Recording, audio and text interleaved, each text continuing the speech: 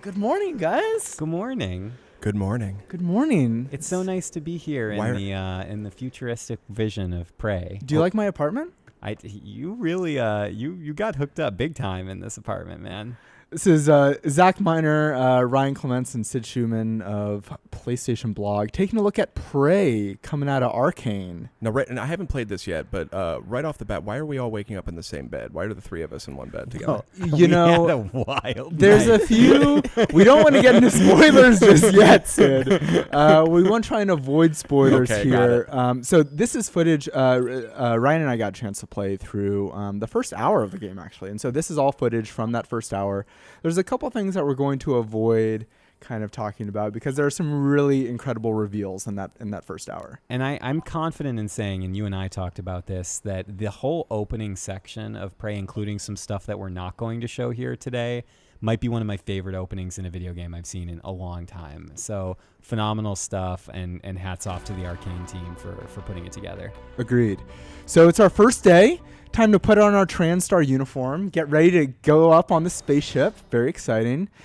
So what is Prey? Prey is out of Arcane, who did Dishonored. They did Arx Fatalis. As you're probably noticing right off the bat, we're including this stuff because it kind of reveals that this is a first-person simulator. This is kind of an immersive sim. Let's just hop right on to the spaceship. Well, let's see. Oh my gosh.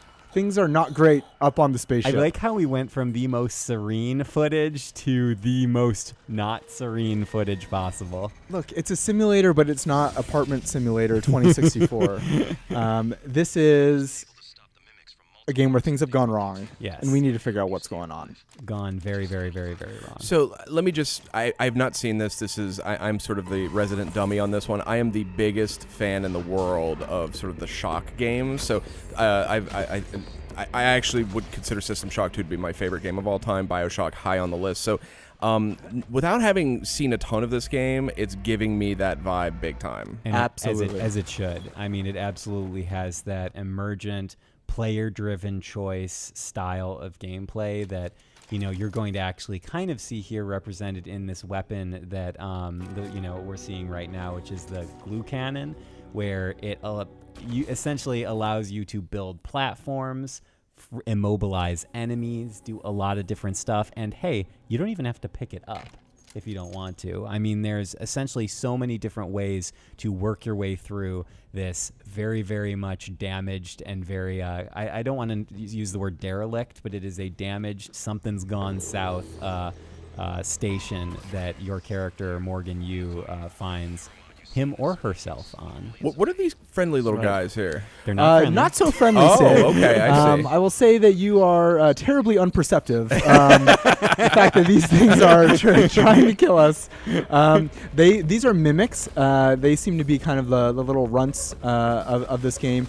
But make no mistake, these things can kill you right quick if you're not paying attention. So this glue gun is really cool because it can kind of freeze them and then allow you to kind of finish them off with the wrench. This is a game that's obviously first person, and you are shooting things, and a little bit later we're going to get some actual guns. Bam! But it's not a game where you're going to be running around firing bazookas and just shooting stuff. Here we're going to take a look at some of the other kind of abilities, some of the emergent opportunities possible with this amazing glue cannon. So those little mimics, as might be indicated by their name, can disguise themselves as other items in the world. Here's another little item here that might remind you of a certain other game that you like a lot. So there are skill trees in this game, and there are actually a couple different skill trees, some of which we didn't even experiment with. Right. So you find these neuromods lying around that you shove into your eyeball. Seems right. Seems right. Yeah. Hey, what's this on the ground here? I'll just shove it in there. Oh, I might as well shove it in there. I do that all the time. So we have a couple different skill trees: scientist, engineer, and security. We obviously barely got a chance to experiment with these, but suit your play style. You can be hacking turrets, hacking security systems. We'll take a look at that stuff. And sorry, go ahead. No, Jeff. go ahead. I was going to say, and a quick note that when I was talking to the lead designer in our interview together, Ricardo Bear mentioned that in this kind of initial section of the station, when you get that first neuro mod, they actually give you a way to benefit from any of the initial selections you make when you upgrade your character. So like if you want to do like a hacking neuro mod, they made sure that in this opening area of the game there's a way to use that, or a strength, thing, or some other, for repairs. Like they wanted you to feel like whatever you pick, you're going to be rewarded in some capacity, which I thought was really smart design. And this is a hacking interface we're seeing now, I'm guessing. And we'll see this right now. So I invested in hacking, and so I'm able to kind of get into this room that's totally optional.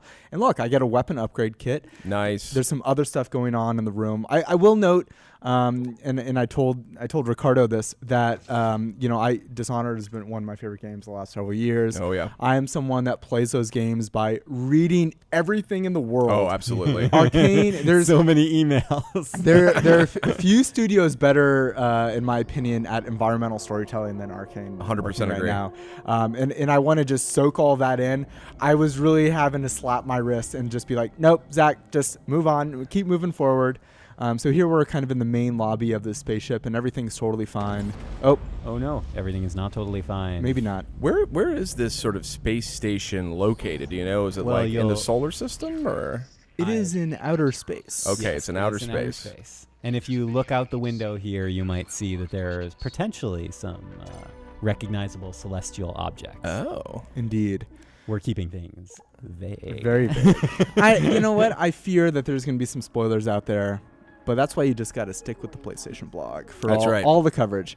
So this is the main lobby, and this is kind of the main, I think, hub of the game. And so there's kind of different levels that you can explore of the spaceship, obviously, as we've seen.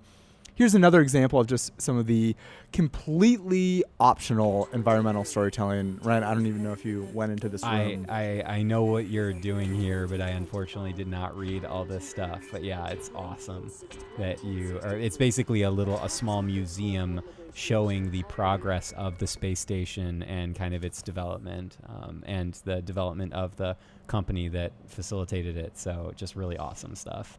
And again, it's like you could just totally walk by this room and not even notice it.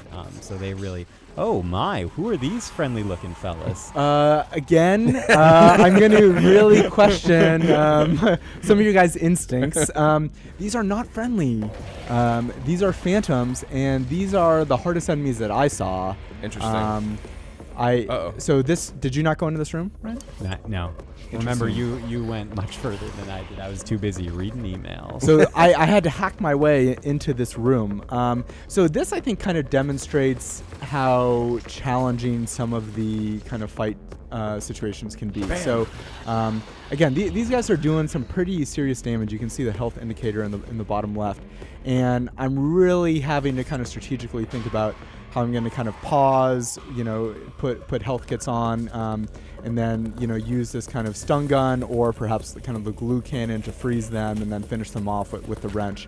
I think we haven't played much of it, but ammo is going to be sparse, I think. Yeah. Does it look like there's a recharging health system, I noticed? It's down in the lower left. It is definitely very, I wouldn't say punishing, but you definitely have to be cognizant of your health and your well-being. Or maybe I'm wrong. What's that meter I see in the middle of the screen that keeps building up? Is that like, so stamina? That's stamina. Got it. I was incorrect by what I said. Health you need to heal I got yourself. It. Okay. You're not just always going to be at 100%. I retract my prior statement. There is not a recharging health system. And so when you're opening that weapon wheel there, you're just triggering a health kit. I understand. Okay.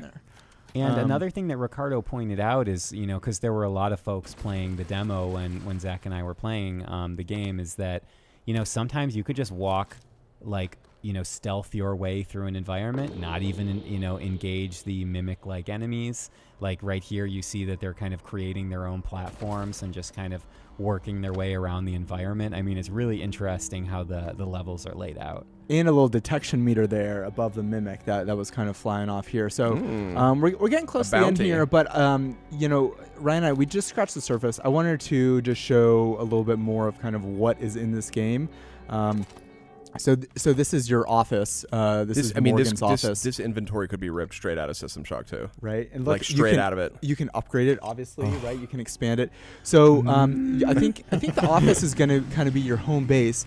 And so there's recycling of materials where you're breaking material, where you're breaking objects in the world down into different components. So there's reasons to pick up all this stuff in the world. Like, what am I going to do with this coffee cup? I'm going to throw it across the room, but I could have recycled it. Really? And then on the other side, you'll see that there's a fabricator. So there's a crafting system in this game. So you're going to be finding, I think, blueprints and upgrades throughout the game. And obviously, you're not going to find most of them, and it's really going to kind of require exploration. And a quick point as we're watching this amazing footage and kind of closing up shop is that you do not need to have experience with the original, with Prey's predecessor. This is unrelated. You can go right into this. It's kind of own unique story. It's a new science fiction story, by Arcane. So you can enjoy it kind of fresh. Gents, do we have any sense of the threat? These creatures we seem to be fighting. Do we know anything about what they are, or sort of where they factor in? It's an enormous threat, Sid. Yeah? Yes, I mean, I have all I know is that the space station is not in good shape, and the people on the space station are not in good alive. It is a threat not to be taken lightly. Okay, I understand. And just real quick before we go here, in addition to that skill tree that we saw earlier, we are aware that you get some access to alien powers later in the game. We didn't get a chance to really look at those or experiment with those. That was a little bit after. One last clip I wanted to show just for you, Sid. Oh.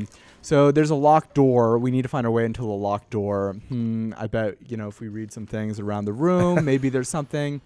Just like in real life. I wonder what the access code to that door might be. This is kind of the first big one there. Oh, do those numbers look familiar? 0451. Now that is the first. That's the first code given out in System Shock 2. First code given out in System Shock 2. I believe it was in the first System Shock. Oh, was it? 451. It was in all of the Deus Ex games. It was in the Dishonored games. It actually made its way into Mafia 3. I didn't know that. And so that, in some ways, is, I kind of see that as like, you see that, you know what this game is, right? This is an indicator of like the systems that are present in this game, the genre of this game. It's like the Wilhelm or whatever that's Wilhelm's right. The scream from the Star Wars it's movies. It's a little identifying factor. So, any final thoughts, Ryan? No, that's it. I'm pumped, and it's coming out on May 5th. May 5th on PS4. It looks great. Arcane, a great studio. I'm totally sold on the subject matter. So thanks for the tour, guys. You're very welcome. Anytime. プレイステーション